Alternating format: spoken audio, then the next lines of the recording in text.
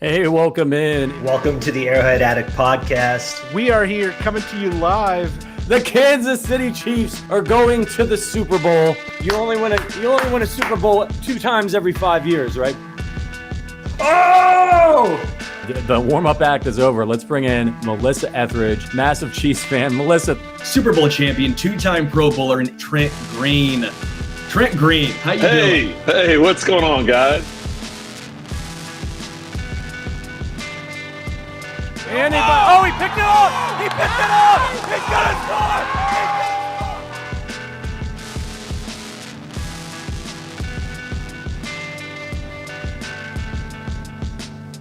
And we'll see you next week. But until then, as always, go Chiefs.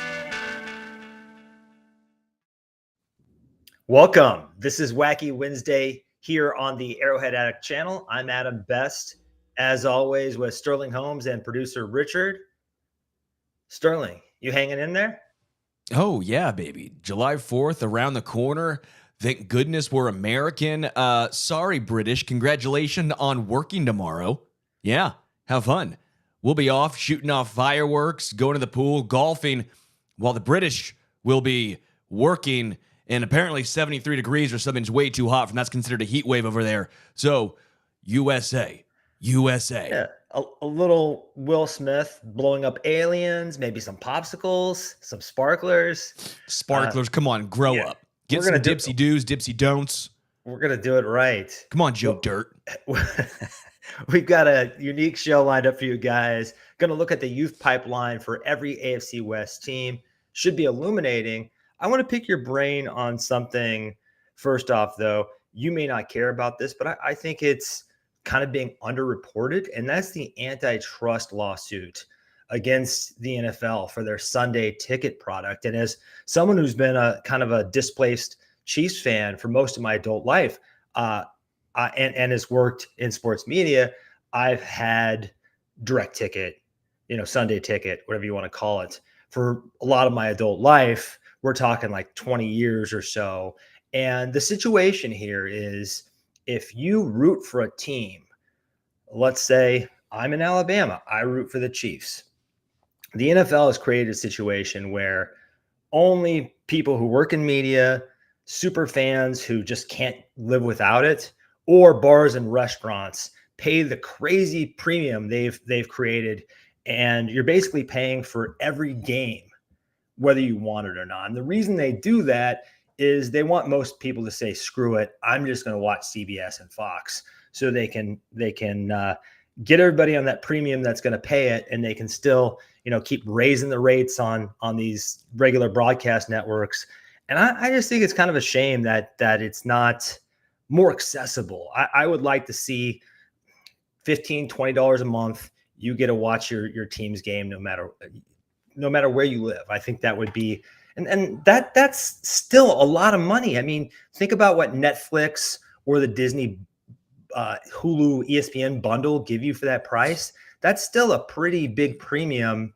But it sounds like they're going to have to settle and reconsider things for the future. So I think that's a win for fans. Yeah, we're pretty much shocked that this went through. It seemed like this was going to get thrown out almost immediately.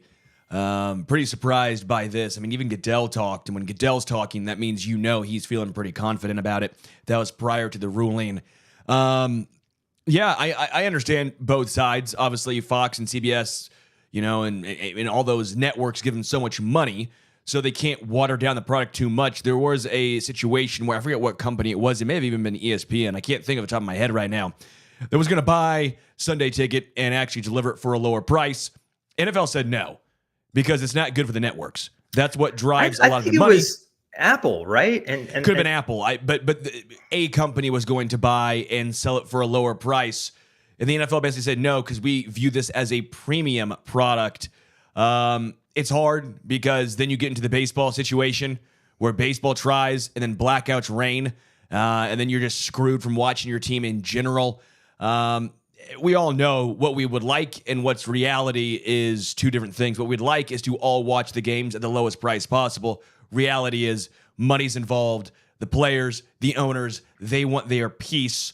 TV deals reign supreme. And eventually you'll see more and more of these, as we're seeing, Peacock games, Disney Plus, whatever it is. Whoever offers the most money, that's the way the league is going to go. Fair or not, again, I hate it. That's just the reality. I live in the real world where it sucks. And I'm shocked, by the way, again, that they're going to have to deal out some money for these people, because I thought this was getting thrown out almost immediately. Well, it's a pretty clear instance of price gouging, I think. And they don't want it to go. They don't want it going to a jury. That's going to be bad for them. There's going to be some of those jurors are going to be sympathetic to regular folks who just want to watch football for a decent price. I don't know. It would be like if there was only one store that sold soda, and not only did they only have one store, but you had to buy like a 24 variety pack to get any soda. If you just like Coke, well, too bad. You're getting Pepsi, you're getting, everything else. It's something like that, especially when you start to think of the teams as separate companies. I just want Chiefs fans, and this is a growing fan base, both because of the success of a dynasty, a budding dynasty, and the Taylor Swift factor. I just want these new fans from all over, plus old fans like me that don't live in the area any longer, to be able to have this team be accessible. Yeah. But you know what is accessible to a lot of folks? Caesars Sportsbook. And Caesars Sportsbook is looking to cover your first bet up to $1,000. New customers will get a second chance bet up to $1,000 when you sign up with our promo code ARROW1000. That means if your first bet loses, you'll get your full wager returned as a bonus bet, up to $1K. Caesars offers daily profit boosts as well as Caesars Rewards credits on every wager, which can be redeemed for bonuses, sports tickets, and other VIP experiences. Signing up with our code ARROW1000 not only covers your first bet, but also gets you access to their fantastic rewards program. So, if you're looking to join Caesars, go download the app and register with our promo code ARROW1000 to make sure your first bet is covered. This offer is only available to new customers who are 21 plus and physically present in legal gambling states. Please remember to always gamble responsibly and check the episode description for the full terms of the offer to see if you qualify. Please, I'm actually staying at a Caesars in Lake Tahoe next week. Going there for the American Century Championship. So That'll be fun. Supposed to be out there interviewing, doing a radio show out there. So it's going to be a great time. So we're actually staying at a Caesars location. So shout out Caesars. I'm excited for it. I'll gamble. I'll throw some money down out there and watch some golfers. As one does. So let's get into this. When we talk about the AFC West, we generally talk about the star veterans. We talk about not only Mahomes and Jones and Kelsey, but we talk about Max Crosby, Devontae Adams, Justin Herbert, Khalil Mack, Joey Bosa. And I think maybe an undercovered aspect of these franchises is, how are they drafting? How is the foundation? What are they going to look like here in 3 or 4 years? Has the cupboard gone empty because of some of the decisions they've made? Because face it, these other teams have been going pretty aggressive, pretty all in, trying to keep up with the Chiefs. And I think there have been some ramifications.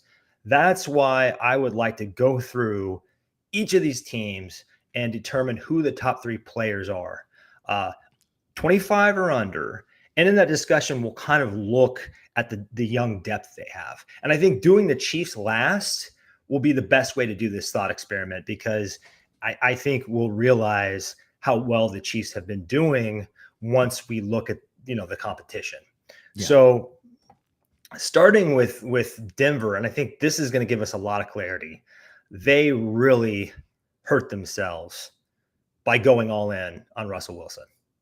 They just don't have much, right? They do not have much. This might be one of the least talent-rich rosters in the entire league. Excuse me.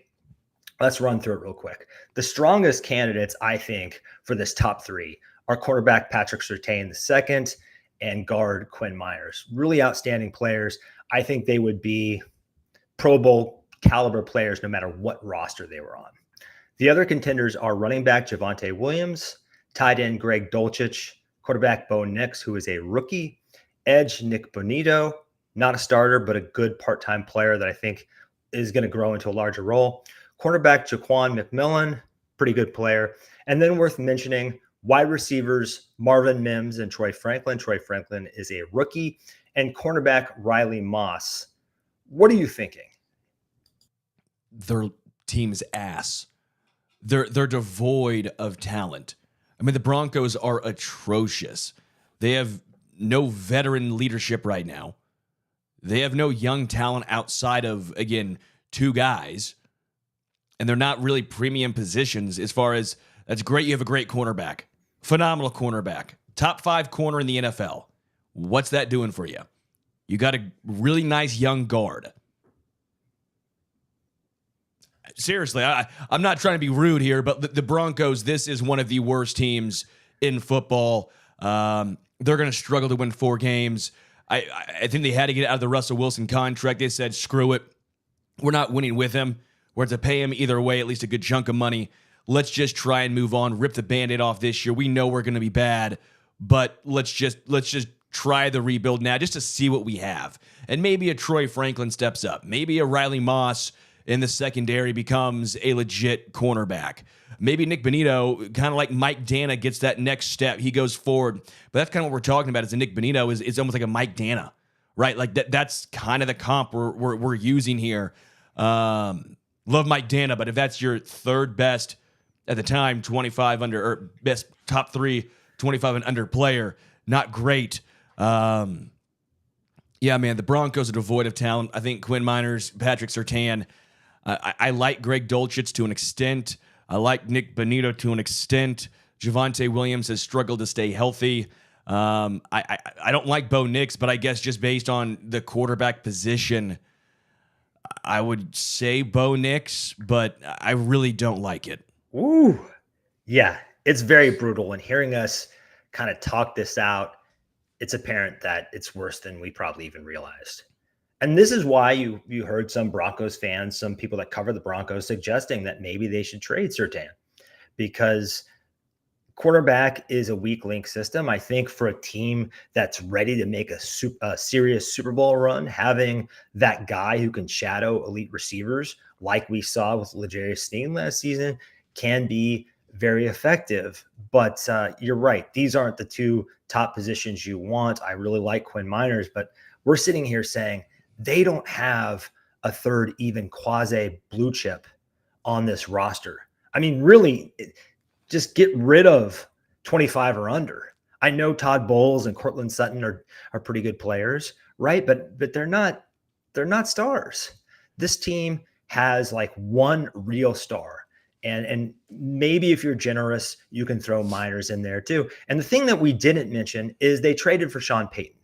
And when we're seeing this huge influx of good young coaches, many of them from the same system, I just don't think they needed to do that, especially around the same time they were trading for a quarterback that they didn't really need to trade for. It just, they really gutted their draft classes for a number of years to make those 2 moves. And it looks like it's putting them really in the basement. And now they're kind of tied. I think this regime is tied to Bo Nix. So I probably agree with you. Surtain 1, Meinerz 2, Nix just kind of by default because he's a quarterback at 3, but it's sort of gross. Yeah, it's not good. Do want to give a shout out to John Satterfield. Appreciate you donating that membership gift. Welcome, Austin. It looks like Austin received this, so welcome and appreciate you, John. Happy 4th of July. Hopefully everyone stays safe and has fun. Next up, let's go to the Raiders. I'll let you go through this. Obviously, Brock Bowers is number 1. Yeah, he's the strongest candidate. He's really the only strong candidate. Other contenders, right tackle Thayer Munford Jr., pretty underrated player. Tight end Michael Mayer. Maybe the 2 best young prospects on the roster are tight ends. Defensive lineman Tyree Wilson, picked 7th overall. Hasn't really flashed yet, but it's still early. And, the draft capital is there. Running back Zamir White. I like him, but, just kind of an okay player. Worth mentioning, guard center Jackson Powers Johnson. This guy, he's another rookie. He's nasty. I think he's going to be a good player. Now, will he be Creed Humphrey? or even Quinn Meinerz. I don't know, but I think he's a really good prospect. Guard Dylan Parham and quarterback Aiden O'Connell. I don't think that either of those guys are really going to be difference makers anytime soon. So I'm thinking, gosh, Bowers is the easy one, like you said. Michael Mayer, 2, either Munford or Powers Johnson, 3. It's pretty bleak once again. Well, what's interesting with the Raiders, they don't have a ton of young talent, but they're a talented roster. At least I think so. They have a lot of really good veterans, obviously. Wide receivers, Jacoby Myers and Devontae Adams. Their offensive line is fine. Defensive line is phenomenal. I think they're a 9, maybe 10 win team this year. I'm way more bullish on them than the majority of, I think, just national media or just even local media. I think that the Raiders have a good roster outside of quarterback, which is obviously massive. But not Aiden O'Connell. Gardner Minshew, I think, is a fine bridge quarterback. We've seen that already with him a couple times. Almost took the Colts to the playoffs last year with a very similar roster to what is currently on the Raiders. Christian Wilkins, Max Crosby is going to be the best duo on the defensive line in the NFL this year. But when it comes to young talent, you're right. Brock Bowers is great. I have no questions about him. I think I'm going Michael Mayer, and I think I'm going Tyree Wilson. I get Tyree Wilson hasn't done a lot this year. I know, or so far in this in his career. I will say a lot of Raiders media and fans have been pretty enthused by him heading into his, second year in the NFL. I always say for tackles as well as defensive edge rushers, defensive linemen, it really the second year is when you can start judging. I have the same thoughts on FAU. I have the same thoughts, obviously, offensive line with Wanye Morris. And I have the same thoughts here. I think Wilson takes a step forward. So for me, I'd put him at number 3, as well as Michael Mayer and Brock Bowers. Best hopped out for a second, had some audio issues. Hopefully he got those fixed. I will say I talked with Kwity Paye, defensive edge rusher from the Colts the other day. It's on Stacking the Box. If you guys want to check that out on Stacking the Box. Kwity Paye was a very fun, entertaining interview.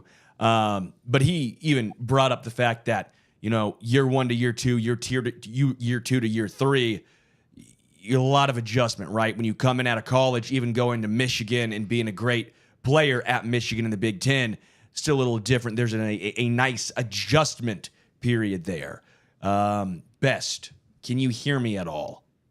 I can. Can you hear me? Yes, congratulations. Yeah, the mic just crapped out on me. I mean, that's how gross the Raiders roster is, young talent. The microphone just couldn't take it anymore. Here's the thing about the Raiders. I think they've built their team, and I'm not sure if this is because they wanted to sell tickets in Las Vegas, but they've been acting like they're a contender for years, bringing in expensive veterans like Devontae Adams, like Wilkins. And I wonder if that's to sell tickets, because if they are so self-unaware that they've actually thought they're a contender, that is pretty rough. And I really don't understand bringing in another fringe quarterback who, we know what Gardner Minshew is. He's one of the better backups in the league, but he's not any better really than Aiden O'Connell, who looked decent at times last year. I don't think Aiden O'Connell. Debatable. I don't think Aiden, but they could have spent that money elsewhere is the point. And I just don't think Gardner Minshew is that big of an upgrade. I think it's a massive upgrade. Ooh. I think it's a 3-game upgrade. Easy. I don't know. Watching the Colts last year, I felt like Stan Scheichen had to really scheme around some of Gardner Minshew's deficiencies. Oh, because Aiden O'Connell's a stud. No, I just think Gardner Minshew is probably overrated, and Aiden O'Connell is probably a little underrated. We'll see. I think we can agree that they have acted.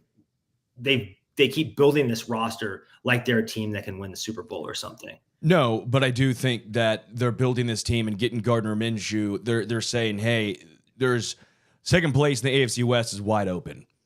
They beat up on the Chargers, beat up on the Broncos. That's 3 or 4 wins right there, right?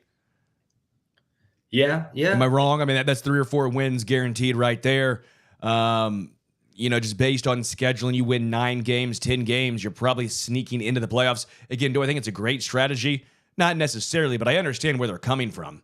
I mean, they've been on the door of the playoffs, feels like, for a while. Obviously, they made the play. What didn't they make with Derek Carr? No, they got knocked out. And the Chargers made it and then lost to Jacksonville a couple years ago. Correct. I don't hate it. I mean, again, they're trying to rebuild the Raider mantra and trying the physicality and all that stuff. They're going to run a lot of 12 personnel. I get what they're doing. It's like the Chiefs when they went out and got Matt Castle. It's just, hey, we're just trying to improve here. This is their Matt Castle, Gardner Minshew. That's the way I view it. Yeah, I think that's exactly what it is, but I'd rather bottom out than do that. I think that's... Well, the Chiefs bottomed out for how long? It didn't matter. They had Tyler Thigpen, Brady Quinn, Brodie Croyle. It didn't matter. The point is, eventually, it's the NFL. It's 17 games. You can get lucky in 17 games. It's not 162 like baseball where eventually it's going to even out. Teams get lucky. Were the Giants the best team in the NFL when they won the Super Bowl over the undefeated Patriots? Hell no. Hell no. But the NFL's different. Again, do I think they're going to make the playoffs and make a deep run? No, I don't. But again, I understand why you try. I mean, you can have the number 1 pick and all of a sudden there's no quarterback and you're getting your Eric Fisher, nice left tackle. I mean, there's tanking in the NFL is just so different unless there's a guaranteed game-changing prospect. And let's be real, there's no such thing as a slam dunk, 100% game-changing guy. Andrew Luck was great. How long did he play? Right? Where was Mahomes drafted? Where was Allen drafted? Joe Burrow's great. I mean, Burrow and Allen were drafted pretty early. Stroud was drafted in the top 3. Is it a crapshoot? Yeah, but if you hit, these guys can come right in and change the trajectory of your franchise. And what you don't want to do is what the Pittsburgh Steelers do, what the Saints are now doing, where you basically are really focused on being semi-competitive right now at the expense of the future. And I just don't think that's a good blueprint. I actually like this next team we're going to look at a lot better, the Los Angeles Chargers, because I think they were honest with themselves and said, it's time to pull the plug on these vets. We made a run. When you come at the king, you best not miss. We missed. We have to be honest with ourselves. It's time to reload around Justin Herbert. It's time to tear down everything else but the quarterback.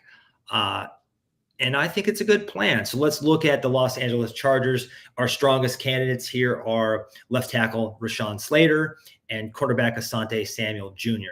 The other contenders are right tackle John Alt, the rookie, wide receiver Ladd McConkey, another rookie, edge Tuli Tuapolato. I think close to pronunciation on there. I really like him if he stays healthy out of UCLA, another rookie. Wide receiver Quentin Johnston. We're not big fans of him here on this show, but we're giving him the benefit of the doubt as a recent first-round pick. Guard Zion Johnson, also kind of giving him the benefit of the doubt.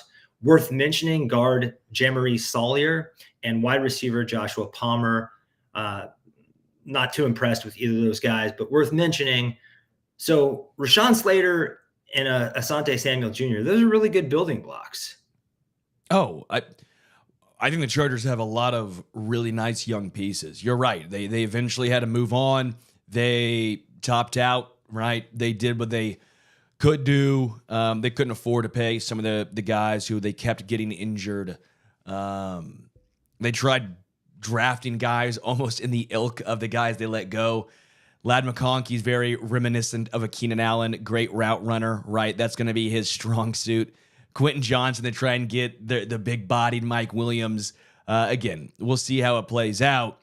I like Ladd McConkey a lot. Love Ladd. I think I would sprinkle a couple dollars on him for Rookie of the Year because the odds are so great, and I think he's wide receiver 1. Kind of speaks to my thoughts on QJ as well as Josh Palmer's a nice player. but I think Ladd McConkey is going to be a guy that almost like Puka Nacua, maybe not the same numbers obviously as Puka, but a guy who you're like, yeah, he's getting all the targets, all the receptions. They're gonna use him early and often. That's how I see the Chargers using Ladd. So I like him a lot. They got it right. You'll figure out left tackle, right tackle with Slater later. Just draft the best tackle by far, right? Draft the talent. They got 4 guys I really enjoy. 4 guys I think are really damn good in Samuel, Slater, Alt, and McConkey. I think you're right with T squared, the edge rusher. That was a nice pickup. All in all, I think they had a really good draft this year. Again, we'll see what ends up happening. How many times have we said about a team and then all of a sudden the draft just completely falls apart? But I like what the Chargers are doing overall. Bringing in Harbaugh, he turned around the 49ers, turned around Michigan, if you want to call that turning it around. I don't think they're good this year, but I'd say watch out for the Chargers in a year or two. This year, I think they'll be a 6-win, 7-win team. Year or two, though, if they get some free agent picks right and the draft turns out correct, I like their building blocks. I like Harbaugh. I think you're right. As you had alluded to heading into this, they're doing this the right way. Yeah, and I really like T squared. I think he might be one of the 5 or 6 best defensive players in this draft class when it's all said and done, if he can stay on the field. And obviously, when you have a guy who you're already talking about serious injury problems in college and he goes to the Chargers, that is super worrisome, but we wish him the best. I just like that you have 3 guys that are in real contention for this number 3 spot when you already have 2 sort of blue chip guys up at the top. I think they're doing the right thing. And this probably, I don't want to say even probably, this is the team I'm most worried about long-term because they have the quarterback, they have the coach, and they're building for the future. They're not rushing things, or they did kind of when they signed homeboy from the Patriots and the corner, I'm blanking on his name, that just had the J.C. Jackson. Exactly. Got burned famously in that Chiefs game by our wide receiver number 4. Not a good look for him, but Khalil Mack as well. They stood by Derwin James and Joey Bosa and Keenan Allen and Mike Williams, all these guys that cannot stay on the field, and they finally ripped off the Band-Aid. And I like this group. Not as much as our group, though. Not as much as the Chiefs group, and that's a good transition here. Let's look at the Kansas City Chiefs. The strongest candidates, and I've kind of stuck to 1 or 2 here. It was somewhat hard to whittle it down, but I think Creed Humphrey at center and quarterback Trent McDuffie, given that they've both been all pros, are sort of head and shoulders above the rest. Other contenders, and it's going to be really hard to pick number 3 out of this group. Wide receiver Rashee Rice, edge George Karlaftis, linebacker Nick Bolton, running back Isaiah Pacheco, and guard Trey Smith. Some other guys worth mentioning: Xavier Worthy, the rookie out of Texas, edge Felix Anudike-Uzomah. We're hoping he has a big year 2. He's a first-round pick, a recent first-round pick. So like Quentin Johnston, we had to get him in here. Safety / slot Chamari Connor, cornerback Joshua Williams, who in somewhat limited snaps really looked great last year, and Big Kingsley at left tackle. So What, you didn't want to say his last name again? Suamaria? There we go, baby. Sometimes it's all about negative reinforcement, all about a little hazing. There you go. Yeah. Just bullying works. We've established it right here on Wacky. No, just a little bit, but just like playful, good fun bullying. Yeah. Yeah, not like fraternity hazing or military Well, there's hazing. nothing wrong with that either. Military hazing? Fraternity hazing. There's nothing wrong with that. To an extent. Depends what you do. Ours was fine. There you go. You got to know how to walk the line but not cross it. These hands don't haze. Rashee had such a good year last year, plays a pivotal position. And if you just kind of men in black yourself and forget about the off the field stuff, you think, man, this is a very promising player. Maybe he's top 30 at a premium position. Then you have George Karlaftis, who's the team's best edge rusher, especially with Charles Omenihu out. I think there's no question about that. And he continues to get better. And like Max Crosby, what you like about him, he plays a ton of snaps. He's pretty good against the run, can give you a pass rush. Linebacker Nick Bolton, less important position if we're talking about positional value, but he's the brain of the defense. And if you respect Steve Spagnuolo, and I think we all do, when he sings Nick Bolton's praises and talks about how important he is to his unit, I think you have to listen. Running back Isaiah Pacheco, I like in year 2 how he added a little bit of pass catching to his game. His vision's improving. And then Trey Smith, not as good as Creed Humphrey or Joe Thuney, but who is? I think on most teams, he would be celebrated as the best interior lineman. Just on this team, you have 2 freaks of nature right next to you. So who's getting that number 3 spot in your opinion? Or do you disagree with the top 2 in Creed and Trent? No, I think it's Creed and Trent. And again, the all pros, I think, back that up. I know someone's probably going to talk about the low snaps. I'm not worried about that. Angry Drunken German says Karlaftis is 3. He's overachieved every year so far. I actually don't think he's overachieved. I was really high on him coming out of college. Not a lot of folks were. I saw a vision. I saw how he fit with the Chiefs. People call me crazy. I did a little victory lap on some analytic nerds. Not you, actually, Pest. I'm a nerd myself, especially in baseball. A little less so in football because football are just fewer games. My philosophies are different in baseball than in NFL. I like him coming out, and this is what I thought. I don't think his ceiling is going to be as high as some folk, but I thought this is about what he was going to be. Maybe he's overachieved a little bit, but again, I thought he was going to come out and be like, yeah, the motor, the ability to stay on the field like a Max Crosby. I don't think there's ever going to be an 18-sack season in his future, but the consistent double digits, I do think that. And I do think Karlaftis is 3. Now, here's why. Just talent. Rashee Rice. But I have a question about Rashee being able to stay out of trouble for the rest of his career. There's always going to be a little cloud lingering in the back of your mind saying, well, did he really learn his lesson? Are we sure? I don't know him personally. Talked to him before when he was drafted, but I don't know him personally. I don't know what his thoughts are. But my point is, we have not had one single incident with Karlaftis. Not a one. I think just the trust factor is going to have me put Karlaftis 3 and Rashee 4 on this list. That's the way I see it breaking down. I don't know if you have a different thought process there, Best, but I do think the off-the-field stuff, because if Rashee did not have that, I think I'm probably putting Rashee 3rd, but because of that, little thing in the back of my mind, I'm going George K.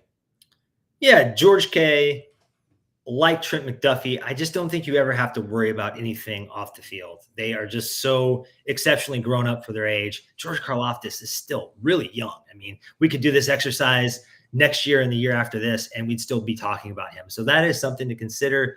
The other thing, besides behavior with Rashee and George Karlaftis, actually there's 2 things, but which one is Brett Veach more likely to re-sign? I think the answer is Karlaftis. Yeah. I think he has shown that he's willing to trust Andy Reid and Patrick Mahomes and perpetually reload at the wide receiver position. Edge, maybe not so much. They found a way to even bring Frank Clark back for a little while that was tricky. They keep bringing Chris Jones back. The 2 variables that make this a little hard for me to judge is Rashee Rice played power slot last year in that Juju role, which we saw really lucrative for the player, playing in an Andy Reid system that features Travis Kelce, where the best player on the planet is slinging the ball to him. So you have that on one side. On the other side, George Karlaftis gets the lineup next to Chris Jones.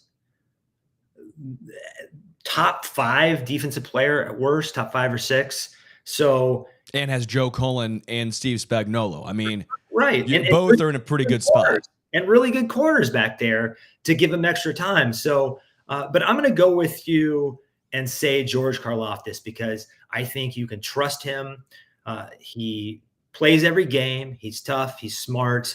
He's not going to get in trouble. He's also at a premium position. And as much as I think Rashee Rice is a talent and Nick Bolton is essential to the defense, I think Karlaftis is the easy pick here. So we have Creed Humphrey, Trent McDuffie, and George Karlaftis. But just that we had this kind of battle and we had more contenders, more serious contenders, because I think for the Raiders, Trey Smith and Isaiah Pacheco possibly are making their top three.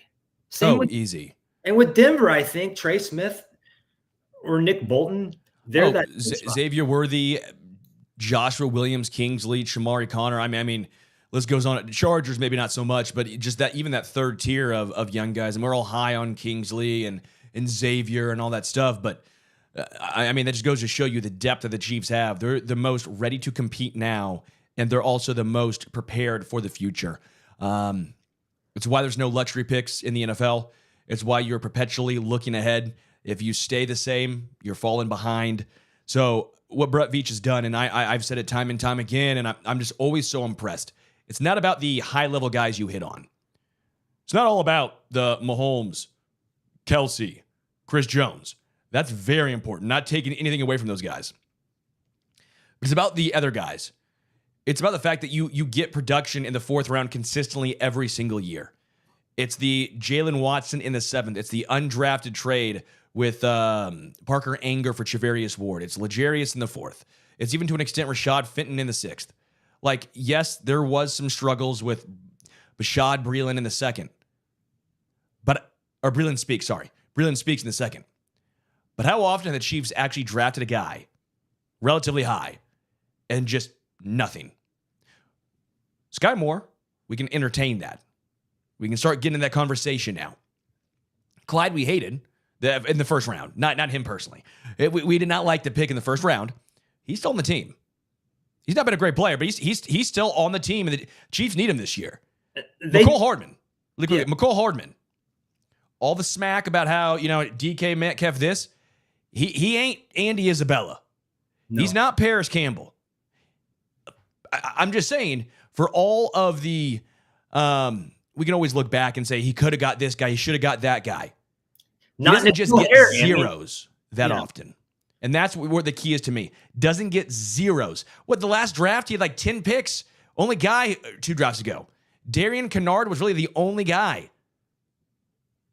And that was a smart pick. He was SEC offensive lineman. Like that's my point, is they do such a good job with the depth. They're about 6 dudes this year. 8 dudes this year in the secondary that can make this roster, and that'd be in almost any team in the NFL. If Echo Boydo got cut, he's getting picked up by a team guaranteed. Just saying. I think Brett Veach learned a lot from that Clyde Edwards-Helaire pick. I think he learned some from the Sammy Watkins and Frank Clark signings. And what he learned is you have to be very careful about big contracts and first-round picks. You have to really think long and hard about it. And the best thing he did was he said winning a Super Bowl a lot of times depends on, obviously, having the best quarterback, having the best coach, those kinds of things, having superstars, but also staying healthy. So instead of just betting the farm on 1 year or 2 years, I'm going to say, let's take the long-term approach. Patrick Mahomes is going to get us to 4 or 5 Super Bowls over 10 or 12 years. And we're not going to go all in any 1 year. We don't have to. But they traded Tyreek Hill and basically said, we're okay if someone else beats us this year, and totally reloaded. And they still won. I mean, really just paid off in spades. And they're one of the best setup teams in the league. They are, besides the Stars, they're one of the younger teams in the league. I don't think they're as young as the Packers, but they are definitely up there if you forget about those big 3 stars. So I think this exercise was totally worthwhile. I want to mention Andy Reid's training camps and the culture the Chiefs have established. I don't think it's just Brett Veach going on insane heaters. He definitely deserves the lion's share of the credit, but I do think the coaching staff and leaders of this football team bring guys under their wing and make sure they develop really at a higher clip than you see across the league, but especially in the AFC West. So everyone deserves credit for that. This has been fun. It makes me feel great about the Chiefs' future. I mean, we already do feel great because of Patrick Mahomes, but it made us feel even better. Short show, dog days of summer. You could honestly say the dead days of summer. We appreciate you guys in the chat, all our members. Thank you for showing up. Please consider subscribing here on YouTube, Spotify, Apple, wherever we do this. It helps us out a lot and make sure you never miss a show. But that's all we've got for you this week. Tune in next week, 5 p.m. Central, right here on the Arrowhead Addict YouTube channel. Right now, I think Sterling's going to be on vacation. I'm working. It's not vacation. Okay. It's a workcation. Yeah, I will be working. You're going to be working, but not working here for one Wednesday. Correct. So we're going to be talking Denver Broncos, hopefully with a guest. That's why I wanted to segue into this. But that's all we've got for you guys. Go Chiefs.